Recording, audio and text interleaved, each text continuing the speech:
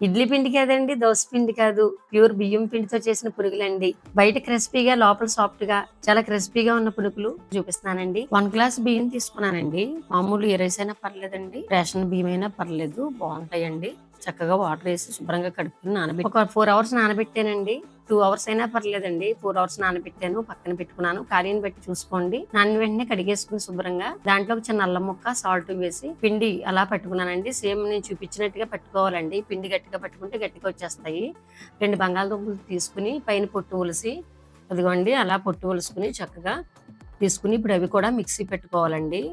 Same పిండి ఎలాగైతే పట్టుకున్నామో అదే జార్‌లో మళ్ళీ ఈ బంగాళదుంపలు కూడా పిండి చేసుకోవాలండి. 2 కూడా కలిపేసి ఇప్పుడు దాంట్లోకి ఒక మీడియం సైజ్ ఉల్లిపాయలు 2, 4 పచ్చిమిర్చి చిన్న చిన్న ముక్కలుగా, చిన్న అల్లం ముక్క, కొంచెం జీలకర్ర వేసి కొత్తిమీర కూడా కట్ చేసి కలిపానండి దాంట్లోని. టేస్ట్‌గా ఉంటాయండి ఇలా కలపడం వల్ల. అల్లం వేయడం వల్ల అరుగుదల అయ్యి బావుంటాయి. జీలకర్ర వల్ల కూడా అరుగుదల బావుంటాయండి. బియ్యపు పిండి కదండీ!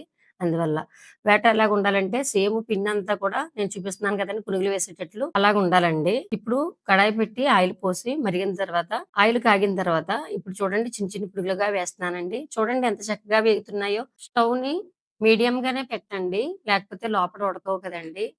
బయట క్రిస్పీగా వేగి చక్కగా లోపల ఉడికి బాగా తయారవుతాయి. చూడండి ఎంత చక్కగా తయారయ్యాయో. అంతేనండి. చూడండి ఎంత క్రిస్పీగా అంతనయ్యో. దానికి పల్లీల చట్నీ కూడా పెట్టుకున్నానండి. చాలా బావుంటదండి. పల్లీల చట్నీ గాని, వేపుడు శనగపప్పు చట్నీతో గాని తినేయొచ్చండి. ఈ వీడియోని చూసి లైక్ చేసి, షేర్ చేసి మన ఛానెల్ సబ్స్క్రైబ్ చేయండి. చూస్తున్నారు గాని మన ఛానెల్ సబ్స్క్రైబ్ చేయట్లేదండి. Thank you for watching. మరో వీడియోతో కలుద్దామండి.